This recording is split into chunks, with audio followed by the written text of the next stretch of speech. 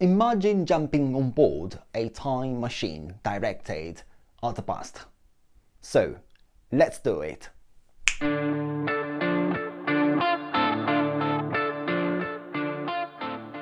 It's 2008. Queen Elizabeth II is on a visit to the London School of Economics.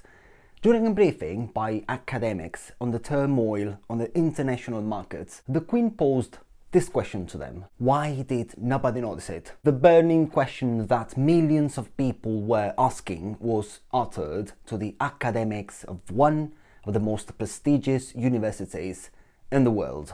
Fast forward 6 months, finally, in the summer of 2009, the Queen receives the much sought after answer in the form of a letter. The letter was a result of the forum organised by the British Academy to debate the Queen's question, in which super experts gave their contributions. Before cutting to the chase of why managers fail, I've got to tell you, the letter is great.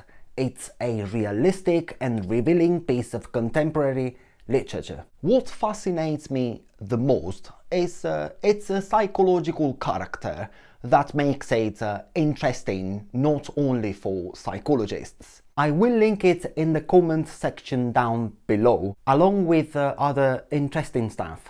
Here are my personal highlights. Some of the best mathematical minds were involved in risk management, but they frequently lost sight of the bigger picture. Many believed that risks had been virtually removed. It also mentions, referring to the global crisis, the difficulty to recall a greater example of wishful thinking combined with hubris. And finally, it concludes by saying, the failure to foresee the timing, extent and severity of the crisis and to head it off while it had many causes was principally a failure of the collective imagination of many bright people to understand the risks to the system as a whole.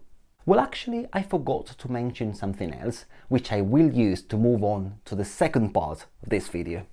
The letter also points out that some banks had 4,000 risk managers, but basically, again, they lost sight of the bigger picture. The story related to the Queen's question is an episode that has been reported on a global level, and I was pleased to share it in case you had never heard of it. After all, the letter is a hook to move on from the global financial failure to the leadership failure. The Queen's question was, why did nobody notice it? But let's flip it.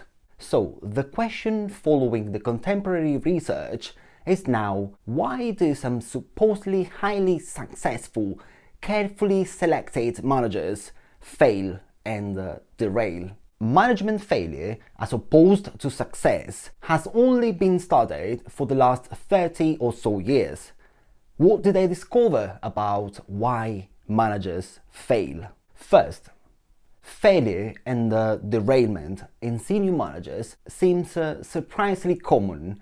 In fact, data on leadership success and failure suggests that as many as half of managers and leaders fail and derail. So, failure in management is as common as success. Second, those who have often been headhunted for particular talents are most often among those that do fail. This is totally shocking, isn't it? Because we are usually referring to managers and leaders who are very well educated, talented, and almost always regarded as high flyers. Third, 3 factors play an important role in failure, and most problems are caused by a mixture of them.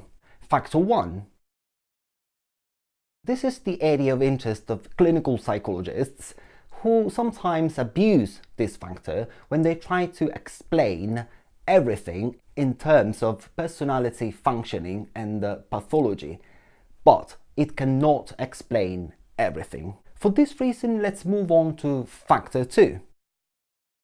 It's when the corporate culture may encourage or discourage moral and legal behavior. And factor 3, who for one reason or another go along with bad behavior and bad managers. Professor Fernham from the University College London at this point summarizes the 3 factors by saying something remarkable. For fire, you need heat, oxygen and fuel. For derailment, you need personal pathology, willing followers, and a poorly regulated and managed corporate culture. And he follows by saying that yet many organizations which have experienced significant derailment in leaders prefer the bad apple individualistic explanations for failure. They quite naturally resist the explanation that it was predominantly bad barrel organizational processes and procedures that encouraged the derailment. Why do managers fail? In this video we have covered only a few points. If you want to learn more, check the description box below where you will find some useful and interesting papers. So until next time, ciao!